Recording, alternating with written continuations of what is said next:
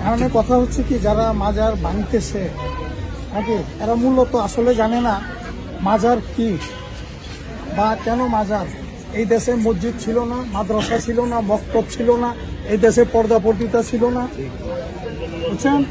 এই দেশে মিলাদ মাহফিল ছিল না, এই দেশে নামাজ রোজা হজ জাকাত ছিল না। এই দেশে এর কিন্তু গুরুত্বপূর্ণ কথা, এই দেশে একমাত্র এই উলিয়ারা এই মসজিদ মাদ্রাসা মক্তব বানাইছে, ওনারা নামাজ শিখাইছে, ওনারা কোরআন পড়া শিখাইছে। এখন আমরা যদি না বুঝি কোরআনের সার অংশটা, আমরা কোরআনের সার অংশটা বোঝার চেষ্টা করি, আমরা দাঙ্গা হাঙ্গামা না করি, মাজার মসজিদ আমরা না ভাঙি।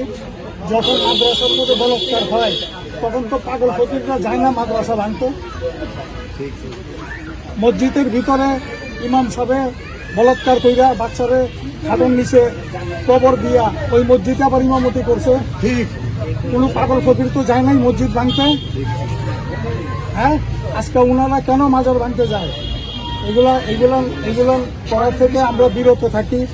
সবাই সবার ধর্মের দিকে আমরা অনুসরণ করি। আল্লাহ রাসূল একটাই, আল্লাহ রাসূলের দিকে আমরা ঝিকা পড়ি, যাতে করে আমরা এগুলো দাঙ্গা হাঙ্গামা না। আমার কথা এই পর্যন্ত। আচ্ছা, আমি আরেকটু আপনার কাছে জানতে চাইবো, তাদের ক্ষিপ্ত হওয়ার, মাজারের উপরে ক্ষিপ্ত হওয়াটা কারণটা মূলত কি, এটা কি আপনারা জানেন? এটা আসলে আমি সঠিকভাবে জানি না ওনারা কেন ক্ষিপ্ত হইল। আসলে তো মাজারের উপরে ক্ষিপ্ত হওয়াটা ঠিক না, এটা ঠিক না। কারণ এই দেশের মধ্যে একমাত্র ইসলাম প্রতিষ্ঠিত করছে ওলি আল্লাহরা। কারণ ওলি আল্লাহদের মাজার যদি আমরা ভাঙ্গা দেই, এই দেশে ইসলাম প্রতিষ্ঠিত করছে ওলি আল্লাহরা। 360 অলির দেশ। এখানে ওলি আল্লাহদের উপরে যদি আমরা চড়াও হই, তারা কি আমরা কি আসলে সঠিক মুসলমান? আমরা তো আসলে তাহলে সঠিক মুসলমান না মনে হয়। পাগল ফকিরের লাইন একটা, ওনারা অলি আল্লাহরে ভালোবাসে বিদায় দেন, ওদের খাওয়া নাই নেওয়া নাই কোনো কিচ্ছু নাই, ওনারা ওই অলি আল্লাহদের পথে পড়ে রয়েছে। এটা ওনাদের ব্যাপার, ওনাদের তো মারা ঠিক না, আর ওনাদের উপরে অত্যাচার করাও ঠিক না। আর মসজিদে আপনারা নামাজ পড়েন, সবাই পড়ে, আমরাও পড়ি, পাগল ফকিররাও পড়ে। তাই জন্য কি এত চড়াও হওয়া কি ঠিক নাকি? এটা ঠিক না, চড়াও হওয়াটা ঠিক না, দাঙ্গা হাঙ্গামা ঠিক না। হিন্দুরা যে মূর্তি পূজা করে, আমরা কি ওদেরকে মারতে যাই? ওরা এখানে মোল্লারা কি মারতে যায়? আচ্ছা, মোল্লারা যে নামাজ পড়ে, আমরা যে নামাজ পড়ি, আমাদেরকে কেউ বাধা দেয়? তো মাজারের মধ্যে কেন বাধা? যারা ইসলাম প্রতিষ্ঠিত করছে তাদের উপরে ক্ষিপ্ত আমরা কেন? কোরআনের মূল সার অংশগুলো জানতে হবে। যেমন মুসলিম শরীফ 2 খণ্ডে 128 পৃষ্ঠার মধ্যে বলছে, আহলে বায়াত গ্রহণ বিধিত মৃত্যু হইলে তাহার মৃত্যু হবে জাহেলাতের মৃত্যু। আপনি যদি আহলে বায়াত গ্রহণ বিধিত মৃত্যু হয়, তাহলে আপনার মৃত্যু হবে জাহেলাতের। জাহেলাত বলতে কি বুঝি? জাহেলাত বলতে বুঝি কাফের মুশরিক। মানে তরিকা না ধৈর্য যদি আমাদের মৃত্যু হয়, তাহলে আমাদের কাফের মুশরিকের মতো মৃত্যু হবে। এগুলা সার অংশগুলো আমাদের কোরআনের বুঝতে হবে, জানতে হবে। একজন ভালো চাই তরিকার ওলি আল্লাহর কাছে যাই করব, যাই এইগুলো বুঝতে হইব। আমরা কেন দাঙ্গা হাঙ্গামা করতেছি, কারে মারতেছি? আপনারও আল্লাহ সৃষ্টি করছে, আমারও আল্লাহ সৃষ্টি করছে। আপনার ভিতরে আল্লাহ আছে, আমার ভিতরে আল্লাহ আছে। দেখেন বাম দিকে স্তনের 2 আঙ্গুল নিচে টিকিট করতেছে, এখানে আল্লাহর বাসস্থান, এখানে আল্লাহর বাসস্থান। আপনার যখন আমি একটা চর মারি, কারে মারা হইল? আল্লাহরে মারা হইল। কেন আমরা মারামারি ধরাধরি করব? আমরা এগুলোর মধ্যে না যাই, আমরা দাঙ্গা হাঙ্গামা না করি। সবাই আল্লাহ রাসূলের পথের দিকে আসেন।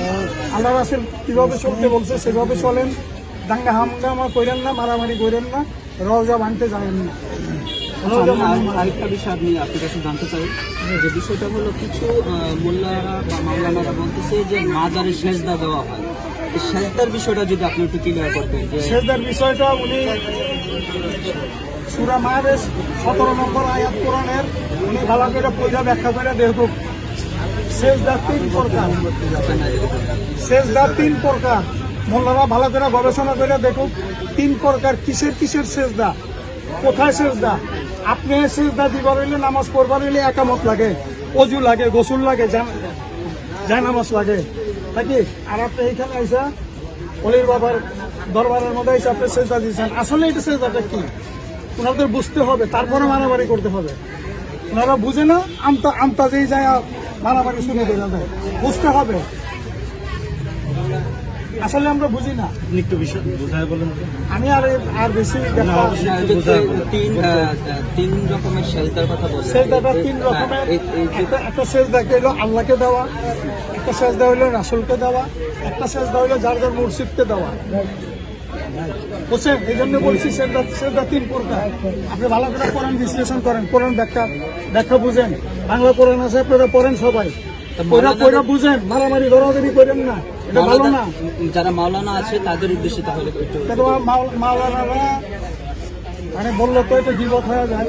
মাওলানারা যেমন আমি মুসলিম শরীফের কথা বললাম নাকি, মুসলিম শরীফ দ্বিতীয় খণ্ডে 128 কথা বললাম, এটা কি ওনারা কি পড়ে না? মাওলানারা পড়ছে, বলে না।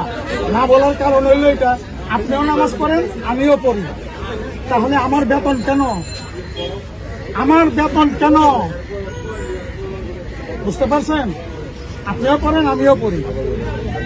আমি হয়তো সামনে দাঁড়াই, সবার সামনে ইমামতি করি, ইমামতি যে কেউই করতে পারে। এই জন্য বেতন কেন?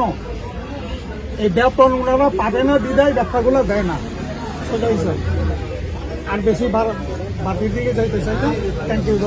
দর্শক, আমরা যেরকমটা যে আঙ্কেলের কাছে জানলাম, আমরা মিরপুর হযরত খালিদ দরবার শরীফের সামনে রয়েছি। যে কথাগুলো বললেন